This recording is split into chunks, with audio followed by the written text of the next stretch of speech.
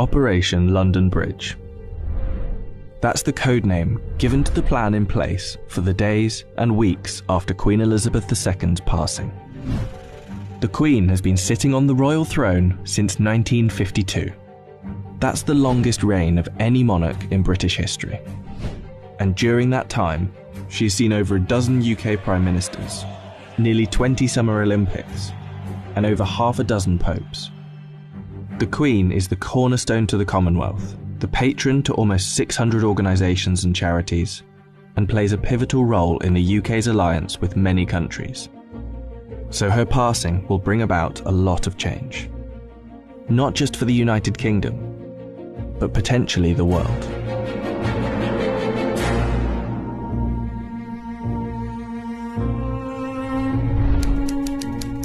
Her private secretary, the Right Honourable Edward Young, will immediately pass a message on to the acting Prime Minister at the time. That message will likely read, "London Bridge is down."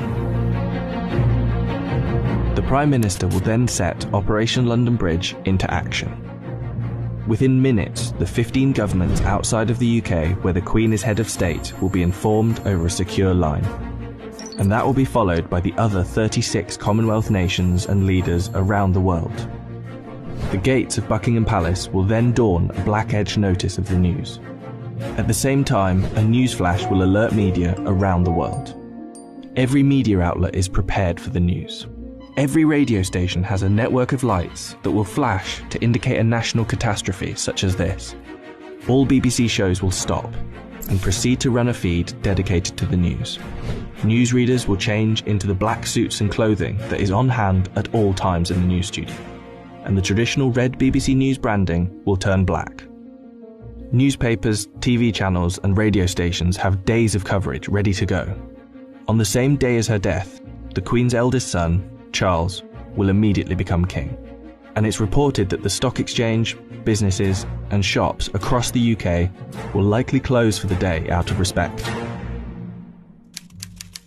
The day after the Queen's death, on a live stream, Charles will make his first official speech as king. And the government will swear its allegiance to the sound of a 41-gun salute in Hyde Park, London. After that, King Charles, if this is the name he so chooses, will set off on a UK tour, visiting the leaders of government in the capitals of each country, Edinburgh, Belfast and Cardiff, before returning to London. During this period, TV channels will play the many documentaries already made in the Queen's honour, and the BBC will refrain from playing comedy shows as a sign of respect until after the funeral. 4 days after her death, the Queen's coffin will be led on a military procession from Buckingham Palace to Westminster Hall. Here she will lie in state over the next 4 days, and after which King Charles, family and dignitaries will pay their respects. Then the doors will open to likely hundreds of thousands of people queued up outside.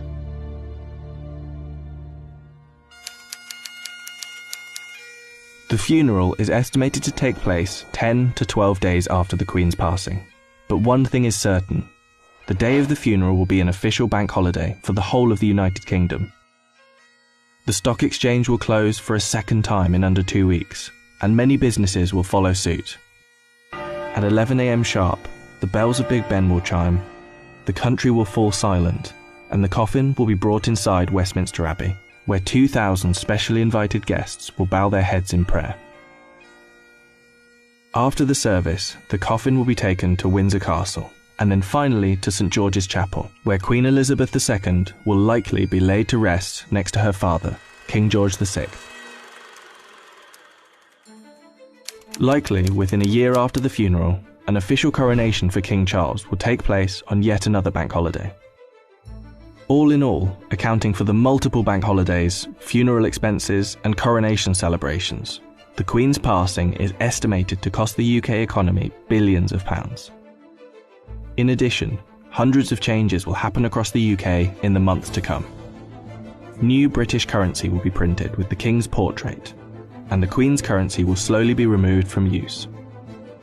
The same will happen for stamps, passports, and police and military uniforms, and the national anthem will be changed to God Save the King. Not to mention how the world and Commonwealth will react to the new king could alter the British royal family forever. For example, there is growing support in Australia for the country to become a republic, and the Queen's death could heighten that support. This could lead other countries to follow suit, which would almost certainly weaken the British monarchy. This scenario will one day be upon us. Operation London Bridge will be triggered, and arguably the biggest funeral of our lifetime will be witnessed around the world. This will be the end of an era.